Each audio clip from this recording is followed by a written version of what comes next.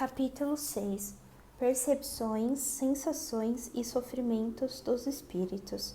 Perguntas 237 a 256.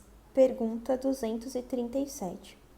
Uma vez de volta ao mundo dos espíritos, conversa a almas as percepções que tinha quando na Terra? Sim, além de outras de que ainda não dispunha, porque o corpo, qual o véu sobre elas lançado, as obscurecia. A inteligência é um atributo que tanto mais livremente se manifesta no espírito, quanto menos entraves tenha que vencer. Pergunta 238. São iluminadas as percepções e os conhecimentos dos espíritos? Numa palavra, eles sabem tudo? Quanto mais se aproximam da perfeição, tanto mais sabem. Se são espíritos superiores, sabem muito. Os espíritos inferiores são, mais ou menos, ignorantes acerca de tudo. Pergunta 239. Conhecem os espíritos o princípio das coisas? Conforme a elevação e a pureza que hajam atingido, os de ordem inferior não sabem mais do que os homens. Pergunta 240. A adoração, os espíritos a compreendem como nós? Não, e daí vem que nem sempre nos compreendeis, quando se trata de determinar datas ou épocas. Os espíritos vivem fora do tempo como o compreendemos. A duração para eles deixa, por assim dizer, de existir. Os séculos para nós tão longos não passam aos olhos deles, de instantes que se movem na eternidade. Do mesmo modo que os relevos do solo se apagam e desaparecem para que se eleva no espaço. 241. Os espíritos fazem do presente mais precisa e exata ideia do que nós? Do mesmo modo que aquele que vem bem faz mais exata ideia das coisas do que o cego. Os espíritos veem o que não vedes. Tudo apreciam, pois diversamente do modo por que os fazeis, mas também isso depende da elevação deles. 242. Como é que os espíritos têm conhecimento do passado? E esse conhecimento lhes é limitado. O passado, quando com ele nos ocupamos, é o presente. Verificam-se, então, precisamente o que se passa contigo quando recordas qualquer coisa que te impressionou no curso do teu exílio. Simplesmente, como já nenhum véu material nos tolda a inteligência, lembramo-nos mesmo daquilo que se te apagou da memória. Nem tudo os espíritos sabem, porém, a começar pela própria criação. Pergunta 243. E o futuro, os espíritos o conhecem? Ainda, isso depende da elevação que tenham conquistado. Muitas vezes apenas o entreveem, porém, nem sempre lhes é permitido revelá-lo. Quando o veem, parece-lhes presente. À medida que se aproxima de Deus, tanto mais claramente o espírito descortina o futuro. Depois da morte, a alma vê e aprende num golpe de suas vistas suas passadas migrações, mas não pode ver o que Deus lhe reserva. Para que tal aconteça, é preciso que, ao cabo de múltiplas existências, se haja integrado nele. A. Os espíritos que alcançarem a perfeição absoluta têm conhecimento completo do futuro? Completa não se pode dizer, pois isso que só Deus é soberano Senhor e ninguém pode igualar. 244. Os espíritos veem a Deus? Só os espíritos superiores o veem ou compreendem. Os inferiores o sentem e adivinham. Quando o espírito inferior diz que Deus lhe proíbe ou permite uma coisa, como sabe que isso lhe vem dele? Ele não vê a Deus, mas sente a sua soberania e, quando não deve ser feito alguma coisa ou dita alguma palavra, percebe como intuição a proibição de fazê-la ou dizê-la. Não tendes vós mesmos pressentimentos que só vos afiguram avisos secretos, para fazer-se ou não isto ou aquilo? O mesmo nos acontece, se bem que em grau mais alto, pois compreendes que, sendo mais sutil do que vossa existência dos espíritos, pode estes receber melhor as advertências divinas. B. Deus transmite diretamente a ordem ao espírito ou por intermédio de outros espíritos? Ela não lhe vem direta de Deus. Para se comunicar com Deus, é-lhe necessário ser digno disso. Deus lhe transmite suas ordens por intermédio dos espíritos imediatamente superiores em perfeição e instrução. 245. O espírito tem circunscrita a visão como seres corpóreos? Não, ela reside em todo ele. 246. Precisam da luz para ver? Vem por si mesmo, sem precisarem de luz exterior. Para os espíritos não há trevas, salvos a em que podem achar por expiação. 247. Para verem o que se passa em dois pontos diferentes, precisam transportar-se a estes pontos?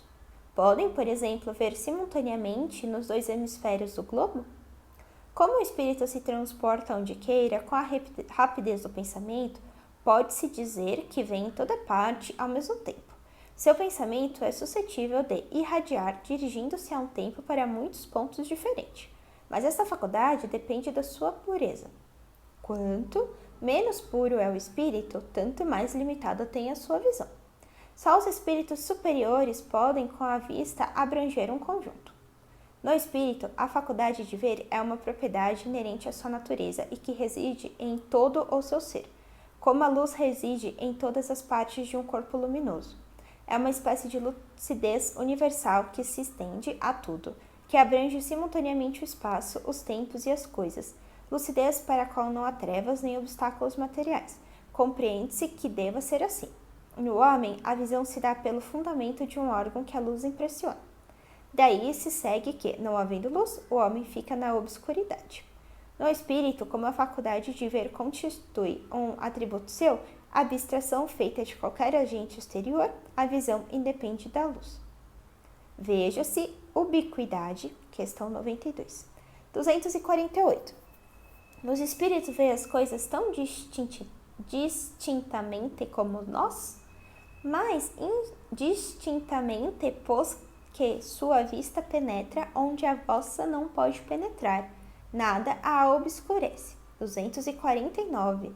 Percebe os sons? Sim, percebe mesmo sons imperceptíveis para os vossos sentidos obtusos. No espírito, a faculdade de ouvir está em todo ele como a de ver? Todas as percepções constituem atributos do espírito e lhes são inerentes ao ser. Quando revestem um corpo material, elas só lhe chegam pelo conduto dos órgãos.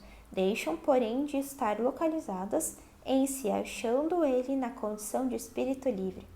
250. Constituindo elas atributos próprios do espírito, ser-lhes-á possível subtrair-se às percepções?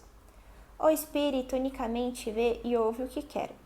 Dizemos isto de um ponto de vista geral e em particular com referência aos espíritos elevados, porquanto os imperfeitos muitas vezes ouvem e veem a seu mau grado o que lhes possa ser útil ao aperfeiçoamento. 251. São sensíveis à música os espíritos? Aludes à música terrena? Que é ela comparada à música celeste? A esta harmonia de que nada na terra vos possa dar ideia?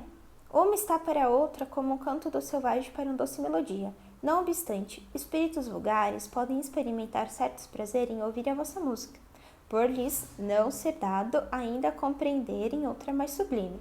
A música possui infinitos encantos para os espíritos, por terem eles muito desenvolvidas as qualidades sensitivas.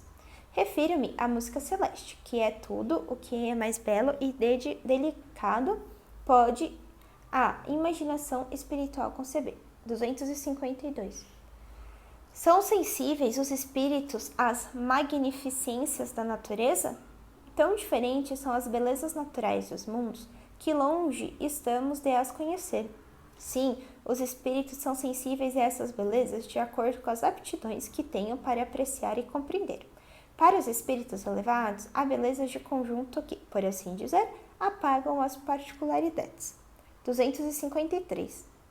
Os espíritos experimentam as nossas necessidades e sofrimentos físicos? Eles os conhecem porque os sofreram, não os experimentam, porém, materialmente como vós outros, são espíritos. 254. E a fadiga, a necessidade de repouso, experimentam-nas? não podem sentir fadiga, como as entendeis. Consequentemente, não precisam de descanso corporal. Como vós, pois que não possui órgãos cujas forças devam ser reparadas.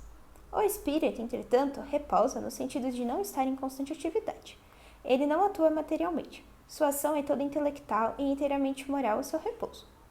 Quer isto dizer que momentos em que o seu pensamento deixa de ser tão ativo quanto de ordinário e não se fixa em qualquer objeto determinado. É um verdadeiro repouso, mas de nenhum modo comparável ao corpo. A espécie de fadiga que os espíritos são suscetíveis de sentir guarda relação com a inferioridade deles. Quanto mais elevados sejam, tanto menos precisarão de repousar. 255. Quando o espírito diz que sofre, de que natureza é o seu sofrimento? Angústias morais que o torturam mais dolorosamente do que todos os sofrimentos físicos. 256. Como é então que alguns espíritos se têm queixado de sofrer frio ou calor? É reminiscência do que padecem durante a vida. Reminiscência não raro tão aflita quanto a realidade. Muitas vezes, no que eles assim dizem, apenas há uma comparação mediante a qual, em falta de coisa melhor, procuram exprimir a situação em que se acham. Quando se lembram do corpo que revestiram, têm impressão semelhante à de uma pessoa que, havendo tirado o manto que a envolvia, julga, passado algum tempo, que ainda traz sobre os